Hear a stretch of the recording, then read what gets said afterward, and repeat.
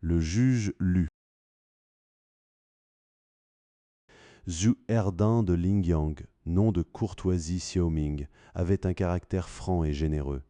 Cependant, il était naturellement borné, et bien qu'il étudie avec assiduité, il n'était pas encore célèbre. Un jour, la société littéraire buvait ensemble. Quelqu'un le provoqua en disant « Vous avez la réputation d'être audacieux. Pourriez-vous aller au temple des 10 rois en pleine nuit et en rapporter le juge du couloir de gauche ? Nous organiserons un festin en votre honneur. » En effet, à Lingyang, il y avait un temple des 10 rois où les dieux et les démons étaient sculptés en bois, décorés comme s'ils étaient vivants. Dans le couloir se tenait un juge debout, au visage vert et à la barbe rouge, l'air particulièrement féroce et laid. La nuit, on entendait parfois des bruits de torture dans les 2 couloirs. Ceux qui y entraient avaient les poils hérissés. C'est pourquoi les autres lancèrent ce défi à Zhu. Zhu se leva dans un éclat de rire et partit directement. Peu après, on entendit un grand cri dehors. J'ai invité le maître à la barbe. Tous se levèrent. Bientôt, Zhu entra en portant le juge sur son dos, le plaça sur la table, lui offrit une coupe de vin et en versa 3 fois en libation. En le voyant, tous furent terrifiés et mal à l'aise sur leur siège et réclamèrent qu'il le ramène. Zhu versa à nouveau du vin par terre et pria « Votre disciple est fou et rustique, grand maître, vous ne devriez pas en être offensé. Ma modeste demeure n'est pas loin. Vous devriez venir boire avec nous. Quand l'envie vous prend, j'espère que vous ne ferez pas de distinction. » Puis il le remporta. Le lendemain, les autres l'invitèrent effectivement à boire. Le soir venu, il rentra à moitié ivre, l'esprit encore excité, et s'installa seul avec une lampe pour boire. Soudain, quelqu'un écarta le rideau et entra. En le regardant, c'était le juge. Zhu, effrayé, l'interrogea sur ses intentions. Le juge, soulevant sa barbe épaisse, sourit et répondit « Pas du tout.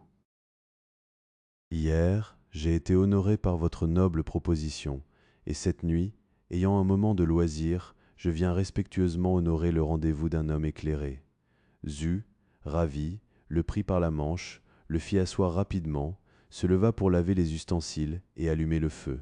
Le juge précisa « Le temps est doux, on peut boire froid. » Zhu obéit, plaça la bouteille sur la table, courut dire à sa famille de préparer des plats et des fruits.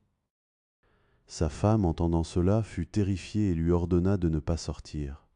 Zhu n'écouta pas, attendit que tout soit prêt et sortit. Ils échangèrent des coupes et burent ensemble, puis s'enquirent de son nom. Il répondit « Je m'appelle Lu, sans nom de courtoisie. » En discutant des classiques, il répondait comme un écho. Quand on lui demanda « Connaissez-vous les essais impériaux ?» il rétorqua « Je peux assez bien distinguer le bon du mauvais. » Dans le monde souterrain, on étudie à peu près comme dans le monde des vivants. Lu buvait copieusement, vidant 10 coupes d'un trait. Zhu, ayant bu toute la journée, ne sentit pas la montagne de jade s'effondrer et s'endormit ivre sur la table.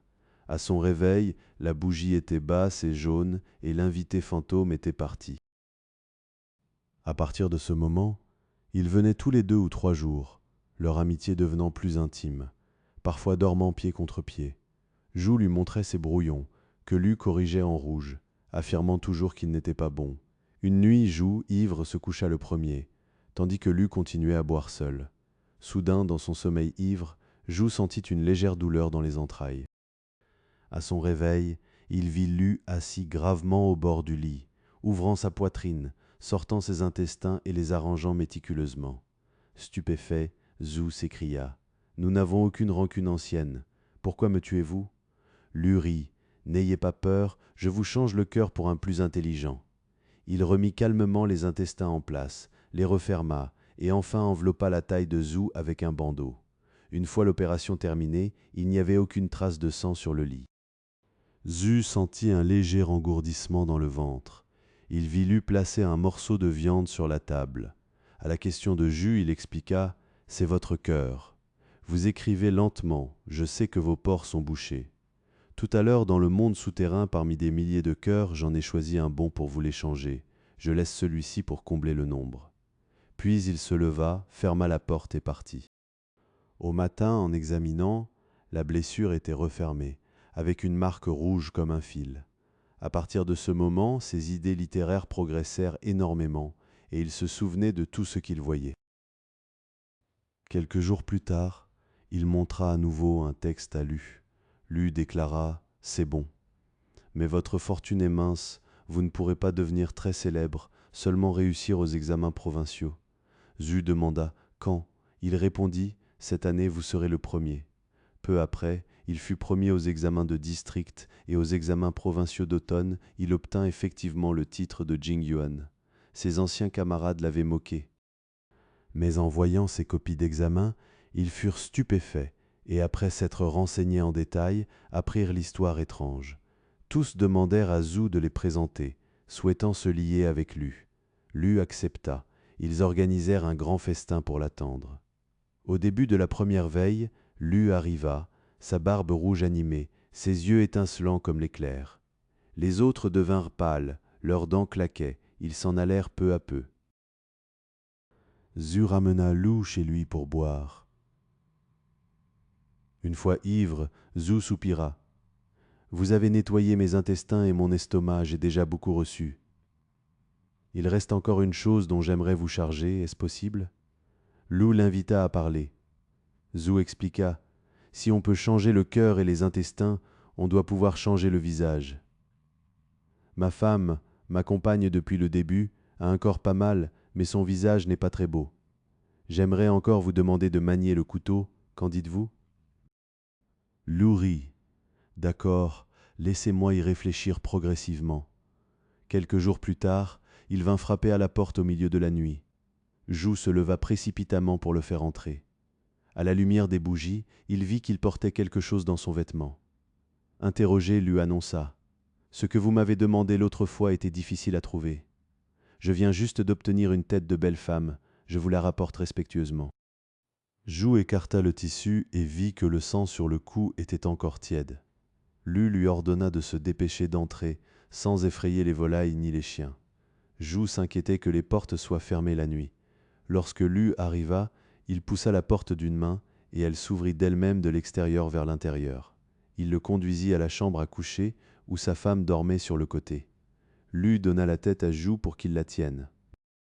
Il sortit de sa botte une lame blanche comme un poignard, appuya sur le cou de la femme et avec la force de couper du fromage mou, la tête se détacha, tombant sur l'oreiller.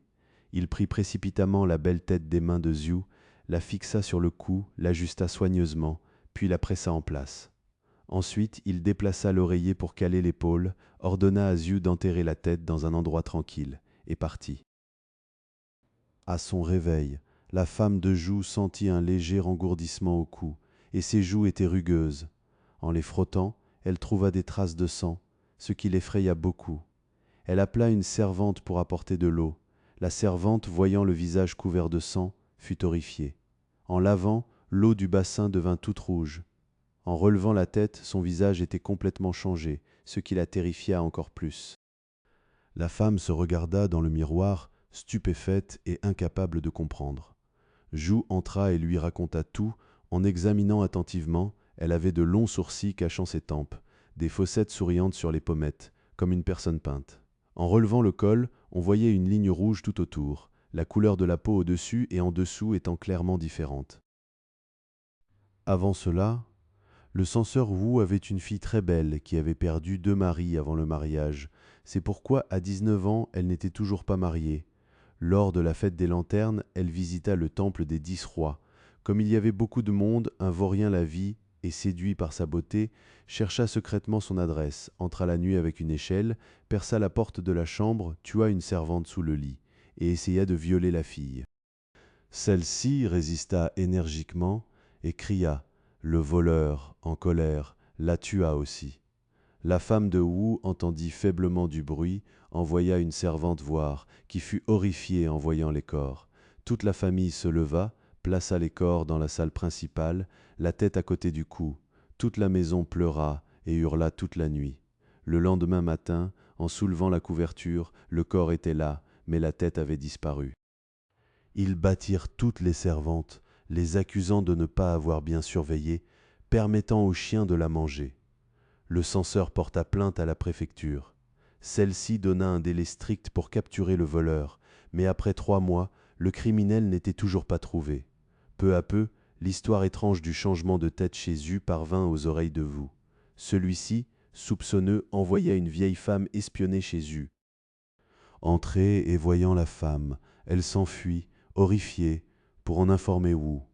Wu vit que le corps de sa fille existait toujours, fut étonné et perplexe, incapable de décider.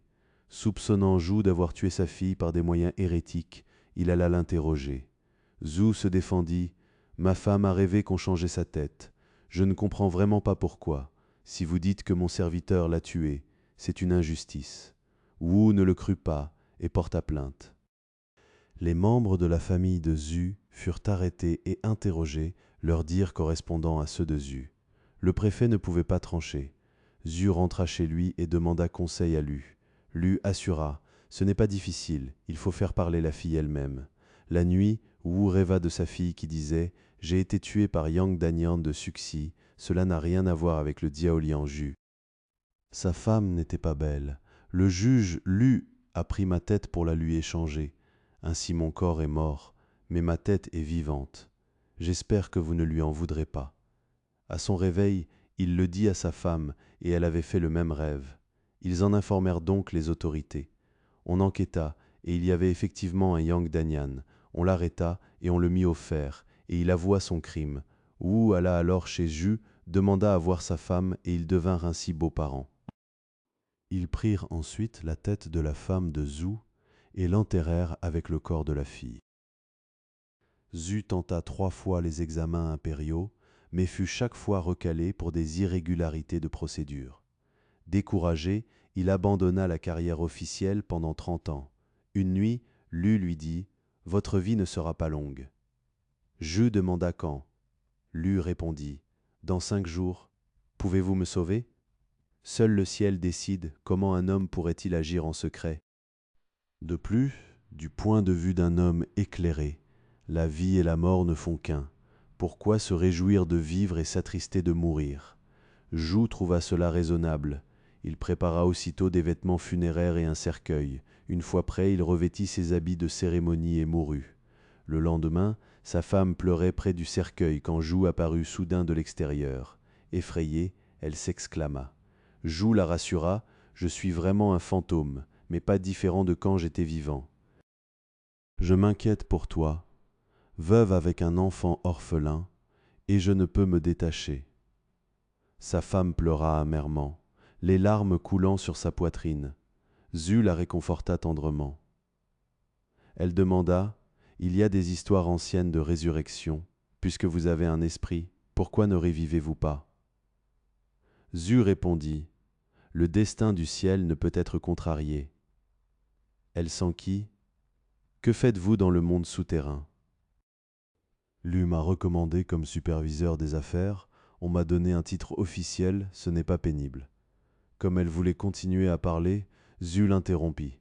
Le seigneur Lu est venu avec moi, préparer à manger et à boire. Il sortit rapidement.